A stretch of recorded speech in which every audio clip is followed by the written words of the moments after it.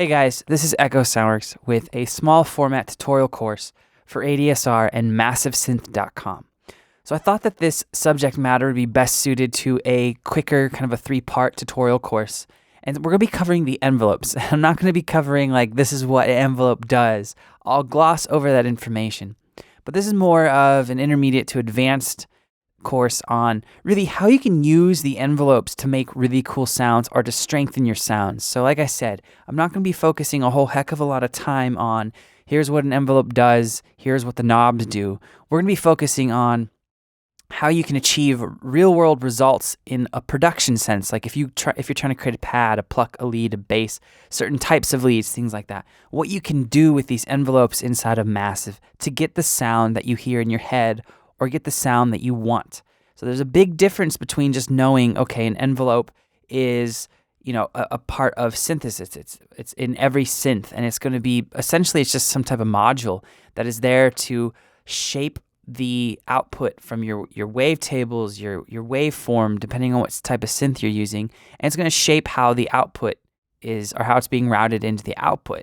And so you can think of it as like a way to control how plucky, short, staccato, long your sounds are. Every synth has them. Well, Massive allows you to do some creative things with its envelopes, namely the modulation options, as well as these loops and morph points, which I like using in a good amount of my sounds because it makes things just a little bit more interesting.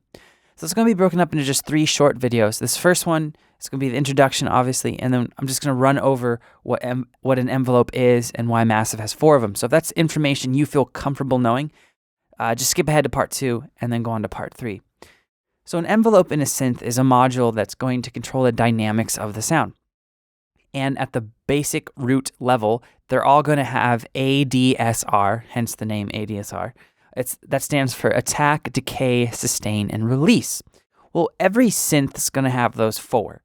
Most synths kind of have their own or take their own creative freedoms or liberties with how that's actually applied. So if you look here in Massive, and the reason I'm on the 4th envelope is the 4th envelope by default is what controls your output of, just the amp output. So if I do a new sound in Massive and I start to tweak envelope 1,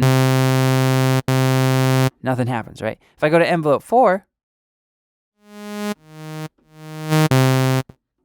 stuff starts to happen.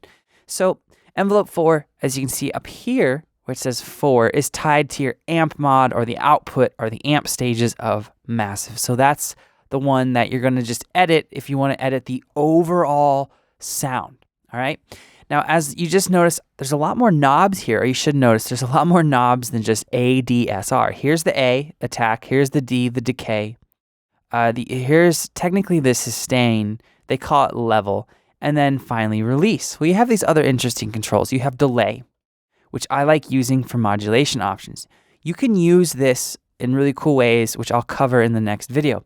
And what this does is it basically creates this space, denotes that there is a period of time that elapses before this envelope shape starts to take effect on the dynamics of the sound. So right now, right when I hit a key, there's going to be,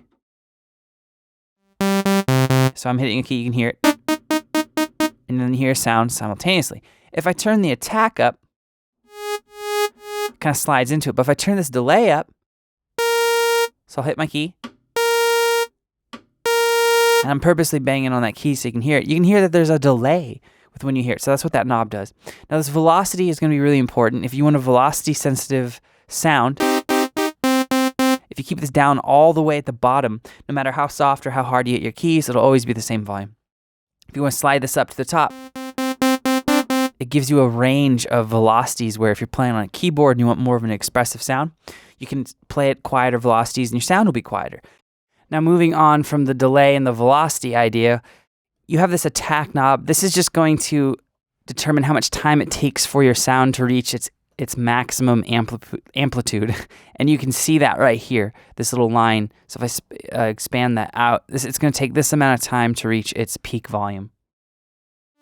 Right? And then the level is how long it's going to, or how loud that peak volume will get. Now this decay is going to be how long it takes or how short it takes, depending on how you want to look at it, until it reaches the release stage, and this level is going to control the loudness of that decay. And then here's your release. So if I play this and let up on a key, I'm not playing right now. It's still ringing out. I'm not holding a key. And that's because the release is jacked up real high. So that's what the basic controls do. Now again, if you're an intermediate user or an advanced user, this is going to be a little bit of a rehashing of maybe boring material. But if you're absolutely just starting out, it's good information to have. So in part 2, we're going to start checking out some more creative things you can do with these envelopes. I'll see you there.